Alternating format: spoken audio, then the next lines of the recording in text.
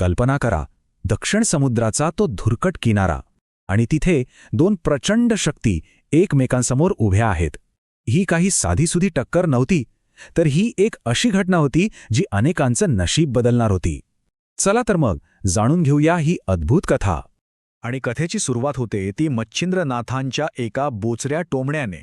त्यांनी थेट हनुमानालाच डिवचलं. आणि बस त्याच एका वाक्याने अशा संघर्षाची ठिणगी पडली ज्याची कोणी कल्पनाही केली नसेल.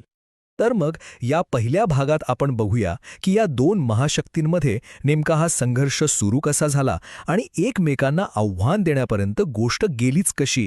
बघा, दृश्य असं आहे की मुसळधार पाऊस कोसळतोय.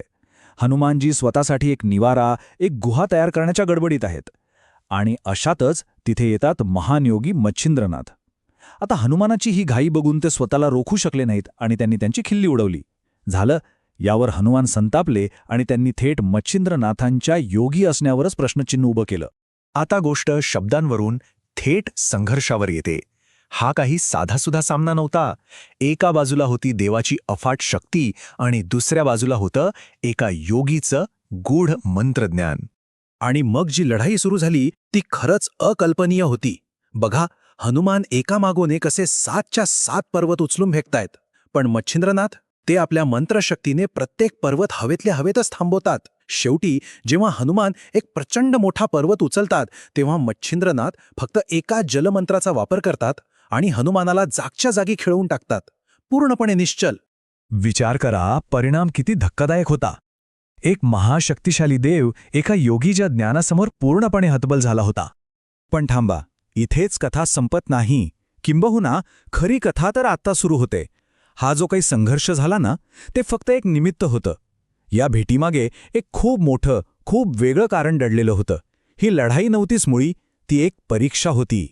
हे सगळं सुरू झालं रावणाच्या पराभवानंतर. देवी सीतेने हनुमानाकडे खूप भावनिक इच्छा व्यक्त केली, पण त्यांची हीच इच्छा आयुष्यभर ब्रह्मचर्य पाळणाऱ्या हनुमानासाठी एका मोठ्या वैयक्तिक संकटाचं कारण ठरली.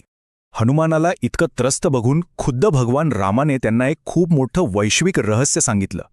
ते म्हणाले, आपली ही कथा पहिल्यांदाच घडत नाहीये. हे एक मोठं चक्र आहे जे सतत फिरत राहतं. आणि मग त्यांनी जे सांगितलं ते तर थक्क करणारं होतं, की ते स्वतः 99 राम आहेत आणि हनुमानही 99 हनुमान आहेत. आणि मग रामाने एक भविष्यवाणी केली.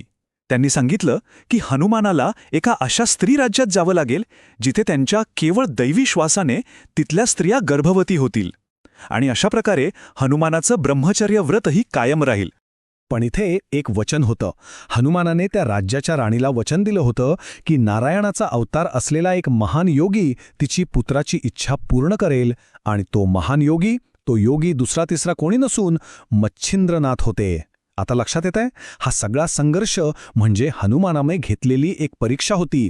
मच्छिंद्रनाथ हे दिव्य कार्य पार पाडण्यासाठी खरंच तितके सामर्थ्यवान आहेत की नाही हेच त्यांना तपासायचं होतं. आता कथेचं केंद्र पूर्णपणे बदलतं. आता प्रश्न हनुमानाचा नाही तर मच्छिंद्रनाथांचा आहे. त्यांच्यासमोर एक प्रचंड मोठा नैतिक पेचप्रसंग उभा राहिला. दुसऱ्याच्या नशिबासाठी त्यांना स्वतःचं सर्वात पवित्र व्रत मोडण्याचं आव्हान मिळालं होतं. हे ऐकताच मच्छिंद्रनाथांना धक्काच बसला. ते प्रचंड घाबरले. त्यांनी तर इतिहासातली उदाहरणं द्यायला सुरुवात केली की कसा स्त्रियांमुळे इंद्राला आपलं राज्य गमवावं लागलं, रावणाचा तर संपूर्ण वंशच नष्ट झाला. मच्छिंद्रनाथांची भीती त्यांच्या शब्दांतून अगदी स्पष्ट दिसत होती. त्यानं वाटत होतं की हे कार्य जर स्वीकारलं तर त्यांची एक योगी, एक तपस्वी म्हणून असलेली ओळखच पुसली जाईल. लोक त्यांची चेष्टा करतील, थट्टा उडवतील. आणि इथेच कथेतील सगळ्यात मोठा प्रश्न उभा राहतो. दुसऱ्यांनी दिलेलं वचन पूर्ण करण्यासाठी ते आपलं सर्वात पवित्र व्रत पणाला लावणार का? ही निवड खरंच खूप मोठी आणि खूप कठीण होती. आत्ता आपण कथेच्या शेवटच्या टप्प्याकडे आलो आहोत. इथे आपण पाहणार आहोत की मच्छिंद्रनाथांची जी एक वैयक्तिक अडचण होती ती एका वैश्विक कर्तव्यात कशी बदलून जाते. इथे 2 वेगवेगळे दृष्टिकोन दिसतायत. मच्छिंद्रनाथांना जे व्रतभंग वाटत होतं त्यालाच हनुमान नियतीची पूर्तता म्हणतायत. जिथे मच्छिंद्रनाथांना वैयक्तिक अपमान दिसत होता तिथे हनुमानाने त्यांना अनादी धर्म म्हणजेच त्यांचं शाश्वत कर्तव्य दाखवून दिलं. आणि मग हनुमानाने आपला शेवटचा आणि सगळ्यात महत्त्वाचा मुद्दा मांडला. ते म्हणाले, जसे 99 हनुमान होऊन गेले तसेच तुम्ही 99वे मच्छिंद्रनाथ आहात. या मोठ्या वैश्विक खेळामध्ये ही तुमची भूमिका आहे आणि ती तुम्हालाच निभावी लागेल. हे ऐकल्यावर मच्छिंद्रनाथांना सगळं पटलं. त्यांनी आपली भूमिका स्वीकारली आणि त्याच क्षणी हनुमानाचं इतक्या वर्षांचं ओझं जणू उतरलं आणि ते अदृश्य झाले. आता एक शक्तिशाली मैत्री झाली होती आणि मच्छिंद्रनाथ त्या रहस्यमयी राज्याच्या दिशेने आपल्या प्रवासाला निघाले.